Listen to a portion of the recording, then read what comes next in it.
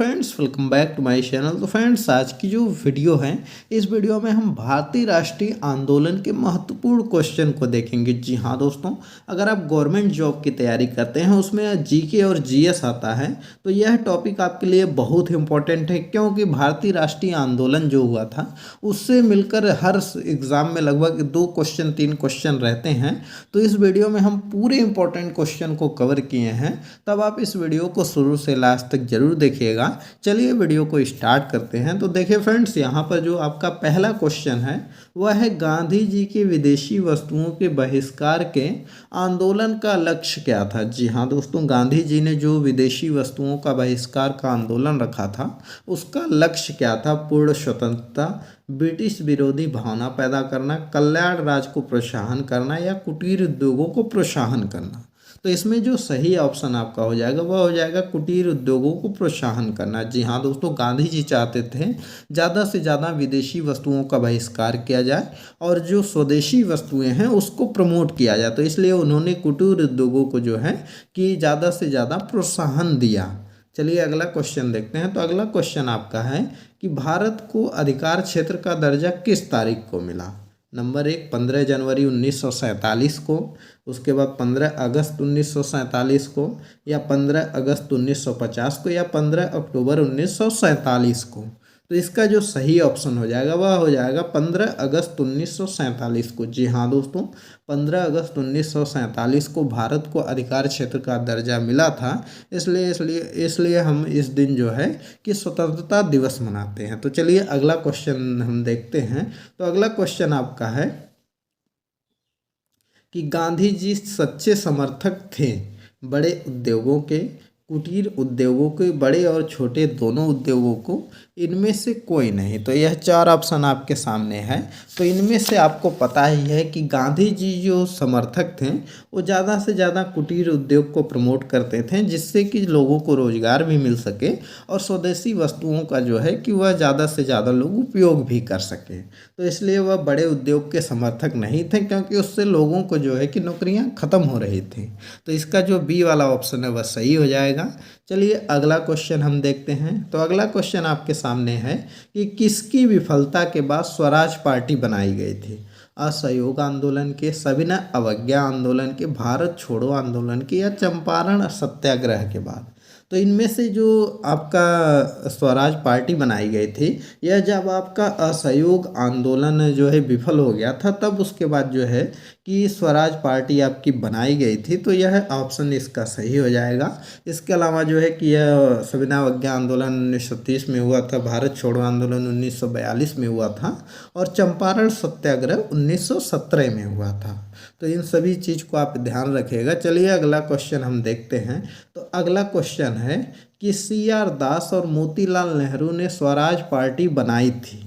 तो यहाँ पर CR दास मतलब चित्तरंजन दास हो गया, और मोतीलाल नेहरू जो थे उन्होंने स्वराज पार्टी बनाई थी। तो किसके जो है कि बात बनाई थी। तो अभी पिछले ही क्वेश्चन में देखें कि किसकी विफलता के बाद, तो असहयोग आंदोलन की विफलता के बाद। तो इसका भी ऑप्शन क्या हो जाएगा, ऑप्शन नंबर बी जो है यह सही हो जाएगा।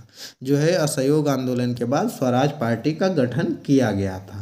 अगला क्वेश्चन देखते हैं। तो अगला क्वेश्चन आपका है, मोतीलाल नेहरू चित्तरंजन दास संस्थापक थे। तो देखिए फ्रेंड्स, यह लगातार 3 बार क्वेश्चन आ गया। हमने इस बार इसलिए इसको 3 बार इसमें शामिल किया है, क्योंकि यह बहुत ही इंपॉर्टेंट क्वेश्चन है और यह बहुत एग्ज़ाम में पूछा गया है।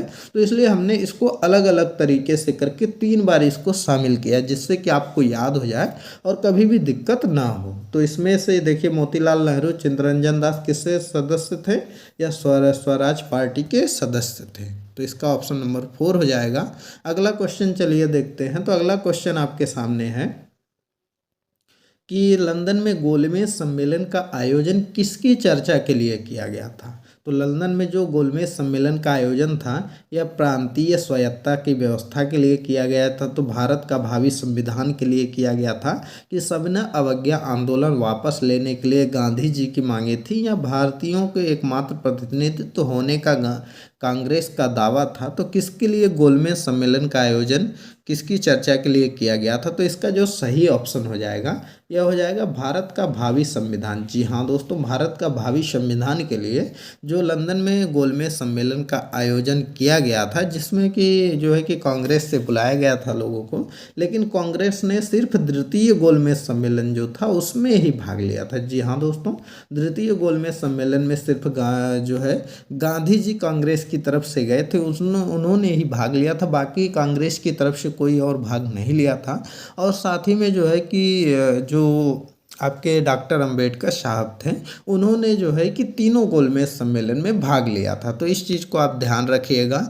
जो मैं अलग से चर्चा कर रहा हूँ वह बहुत ही इम्पोर्टेंट है, क्योंकि हो सकता हो उसी से क्वेश्चन बन जाए, तो जो डिस्कशन हो रहा है उसको भी आप नोट करते चलिएगा।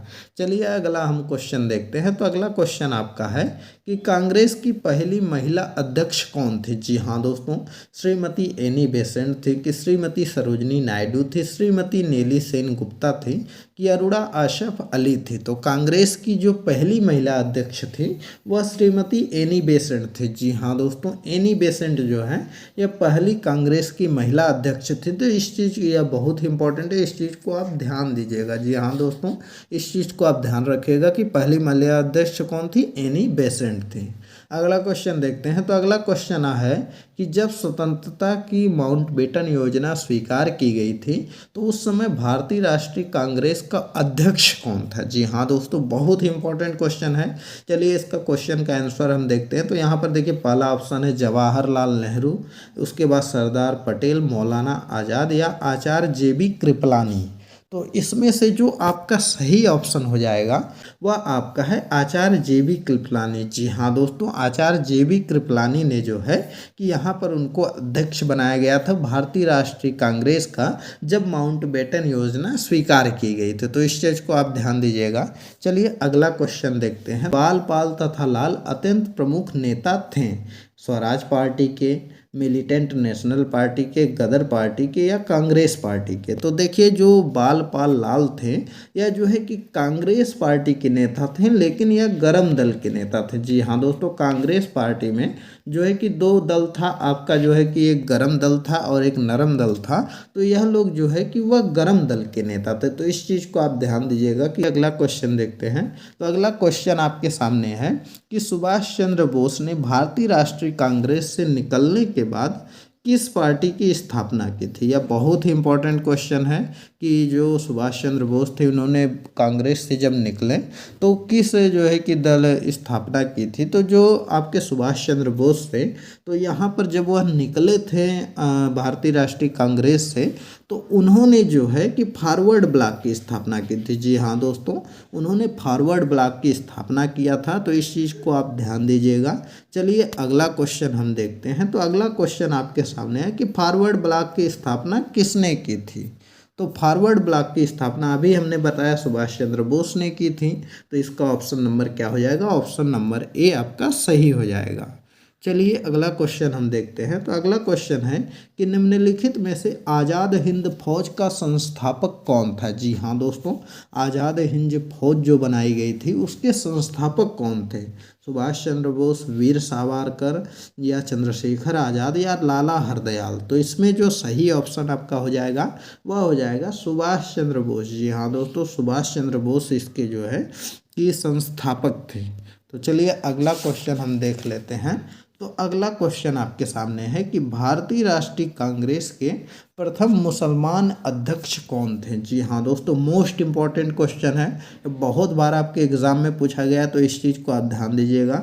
ऑप्शन है मोहम्मद अली जिन्ना, बदरुद्दीन तैयबजी, सर सैयद अहमद खान या कलम आज़ाद थे? तो इसमें जो सही ऑप्शन आपका हो जाएगा वह हो जाएगा बदरुद्दीन तैयबजी। जी हाँ दोस्तों, भारतीय राष्ट्रीय कांग्रेस के प्रथम जो मुसलमान अध्यक्ष थे यह बदरुद्दीन तैयबजी थे। और प्रथम अंग्रेज अध्यक्ष अगर पूछा जाए तो वह जॉर्ज यूल थे। जी हाँ दोस्तों, प्रथम अंग्रेज अध्यक्ष जॉर्ज यूल थे। तो इस चीज़ को भी आप ध्यान दीजिएगा। चलिए अगला क्वेश्चन देखते हैं। अगला क्वेश्चन आपके सामने है कि भारतीय राष्ट्रीय कांग्रेस के प्रथम अधिवेशन में कितने प्रतिनिधियों ने भाग लिया था? 75 प्रतिनिधियों ने भाग लिया था, 76 थे कि 71 थे कि 72 थे? तो इसमें से सही ऑप्शन आपको बताना है। तो इसमें से जो सही ऑप्शन है वह ऑप्शन नंबर डी है। जब पहली बार भारतीय राष्ट्रीय कांग्रेस का अधिवेशन हुआ था तो इसमें सिर्फ जो है कि 72 प्रतिनिधियों ने भाग लिया था और 72 प्रतिनिधियों में से जो है कि 38 जो प्रतिनिधि थे वह आपके बम्बई से थे और 21 प्रतिनिधि आपके मद्रास से थे और बंगाल से आपके 3 थे, उत्तर प्रदेश और अवध से 7 थे और पंजाब से आपके 3 थे। तो यह जो है कि कुल मिलाकर के 72 प्रतिनिधियों ने भाग लिया था। तो फ्रेंड्स यह था भारतीय राष्ट्रीय आंदोलन जो हुआ था उसके मोस्ट इम्पॉर्टेंट क्वेश्चन थे। यह पार्ट 1 था। इसके आगे का क्वेश्चन जो है कि हम अगली वीडियो में लाएंगे। तो अगर आप लोग चैनल पर नए हैं तो चैनल को ज़रूर सब्सक्राइब कर लीजिए, क्योंकि जितने भी क्वेश्चन बनते हैं भारतीय राष्ट्रीय आंदोलन से उन सभी को आप कवर कर सकें, क्योंकि यह बहुत ही इम्पोर्टेंट टॉपिक है। इससे 2 क्वेश्चन 3 क्वेश्चन आपके एग्ज़ाम में तो रहते ही रहते हैं अगर जीके जीएस आपके एग्ज़ाम में है। तो इसलिए आप चैनल को सब्सक्राइब कर लीजिए और बेल आइकन भी प्रेस कर दीजिए, जिससे कि जब मैं कल वीडियो इसका पार्ट 2 अपलोड करूं तो उसका नोटिफिकेशन आप तक पहुंच सके। तो चलिए इस वीडियो को स्टॉप करते हैं, मिलते हैं अगली एक नई वीडियो में एक नए टॉपिक के साथ। तब तक के लिए बाय बाय।